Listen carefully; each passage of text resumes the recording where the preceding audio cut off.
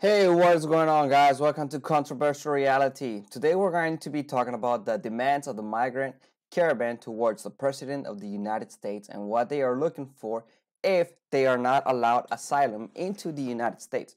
So, before I do so, I just want to give a shout out to Sophia, one of my subscribers who sent me the information I'm going to use.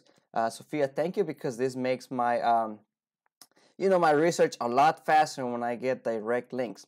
All right, I'm gonna go ahead and get started. One of the first things I want to show you is some audio video clips. So to give you an idea, I'm sure a lot of you guys have heard about this because after all, it's been out there for a few days.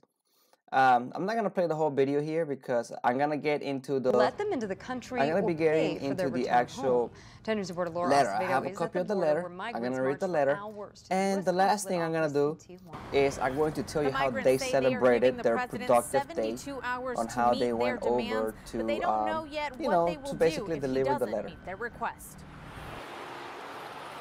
Waving Honduran flags and banners with messages to President Donald Trump, dozens of migrants marched from the shelter where they've been staying to the U.S. Consulate in Tijuana.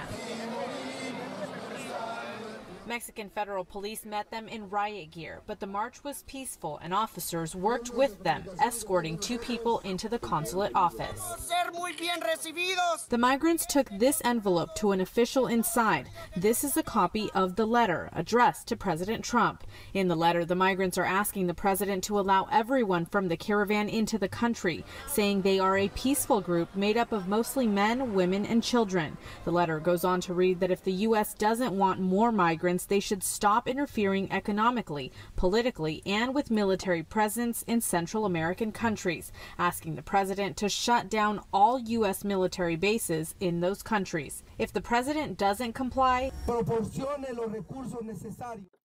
Okay, I'm not going to play the whole video again because I do have a copy of the letter, as you guys can see on your screen now. It's only a picture because they took a piece of paper to the consulate in Tijuana, and then someone took a picture, and I am going to read the whole letter to you. It's not very long.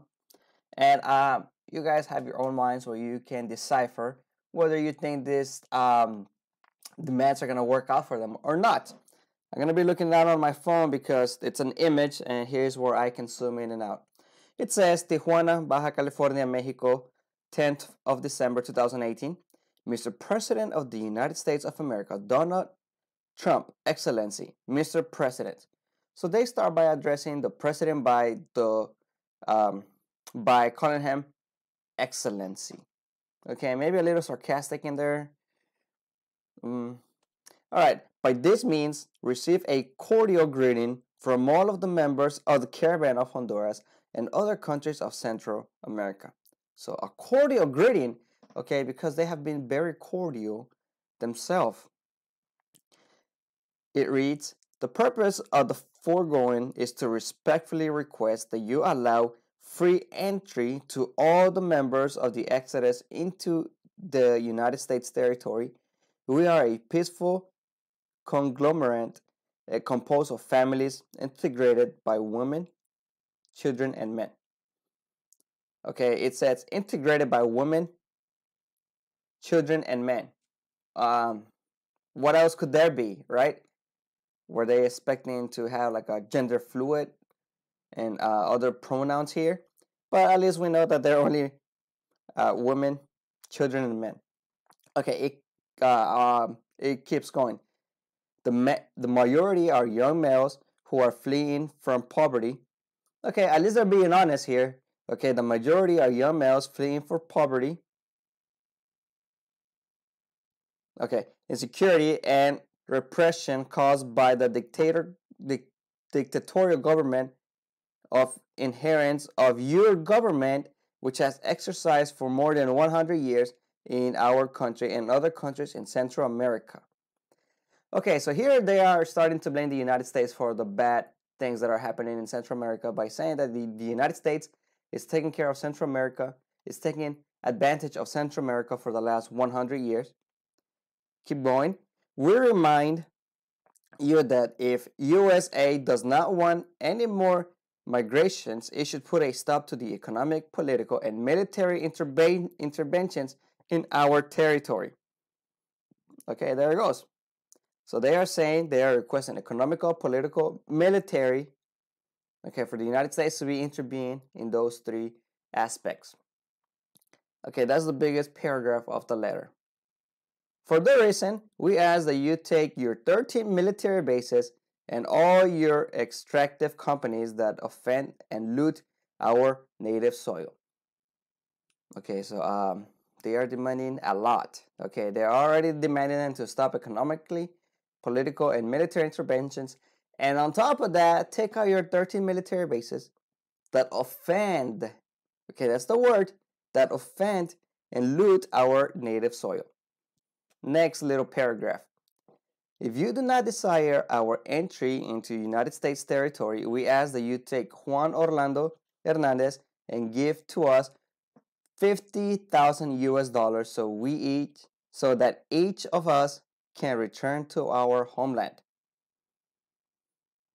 Okay, so if they are not allowed to go into the United States, then what they want is for the current president of Honduras to be removed and $50,000 each. Okay, a lot of the news media is saying that they want $50,000 each. That's one thing. The other thing is that they also want the current president of Honduras removed. Who's going to take its place? Okay, let me not to get too off topic. We believe in open and respectful dialogue. Respectful? Do you guys remember what happened Sunday 2 weeks ago? All right, let me keep reading. We believe in open and respectful dialogue with hopes to follow up on this petition. And we established a deadline of 72 hours to receive a response from the time of delivery to your representative in Tijuana, Baja California, Mexico. 72 hours, okay, that's 3 days. So this is dated the 11th. Today is the 13th. That's going to make it 72 hours. What's going to happen? The apocalypse going to happen? So, guys, be ready because by this letter, it seems like they are not playing. So be ready because this group of 200 members of the caravan, they're not playing. So be ready for whatever could go down because today is the deadline. Hoping, and this is the last paragraph, hoping with all our hearts, oh, so sweet. They're hoping with all our hearts that your response is positive. We appreciate you provide asylum to us to protect our security for our lives. Depend on you is the best outcome of this humanitarian crisis because of the dictatorship in Honduras. Sincerely, the Honduran Migrant Caravan. So they finished this letter by saying that it is on President Trump's court. It is up to you what the outcome is going to happen. They're basically saying that's your ultimatum. Okay, for this humanitarian crisis and because of the dictatorship in Honduras. I know there was some backlash with the president of Honduras, the current president of Honduras. At a point in time, there were two presidents, and I'm not going to go into the details because I don't know the details, but there was some kind of, quote, voter fraud in Honduras. So what you guys think about that? Okay, that was the whole letter. Today is the deadline. Some of the things that a lot of people have been saying is that the president that, again, there were two presidents in Honduras at a time. The right-leaning president, who is the current president, it's still there. The one from the left party is the one that had to step down, had to forcefully be removed because both of them claimed to be the president at a time. So at a time of a matter of days or weeks, Honduras had two presidents. And that is one of the things that Mike Pence was saying, that when he spoke to the president of Honduras, the one that's currently right now, he was saying that the origins of the caravan was from this party's organization because they wanted to destabilize Honduras, and that's exactly what's happening. And this letter, you know, it's talking about economic crisis. It's talking about imperialistic American imperialism. That sounds a lot to me like a left-leaning politician would say, right? Very left-leaning. So there could be some truth to the fact that it started from the party of the president that had to step down. Okay, I'm gonna finish with a nice video that I found last night of the after party and how these migrants celebrated. Now, I cannot report and say that this is legitimate, but it's very interesting because it's very interesting. Another of my subscribers suggested that I follow this other YouTuber by the name of the Hardcore American Patriot. And when I went to look for his page, I saw this video and I thought, wow, this goes right hand in hand with what I'm doing. I do not know this guy yet, but maybe one day I will be able to have a collaboration video with him. And this is basically the Hondurans or the people from the Migrant Caravan celebrating their day. All right, so let's listen to see how they are celebrating their successful day after they deliver this letter to the embassy of Tijuana, or to the embassy of the United States in Tijuana.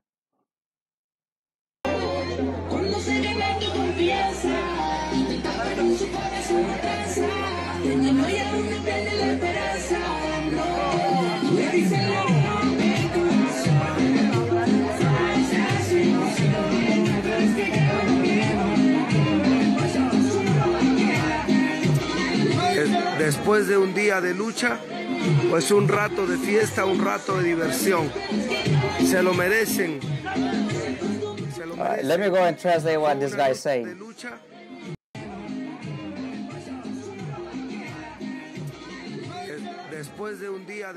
After a night of fight, a time to party, a time to have fun, they deserve it.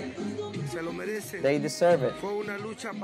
It was a pacific fight, a peaceful fight, where we delivered a plan to the Consulate of the United States in Tijuana.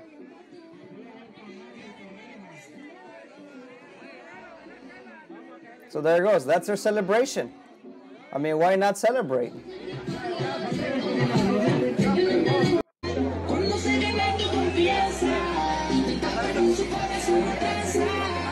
Yeah, I like this song. Yeah.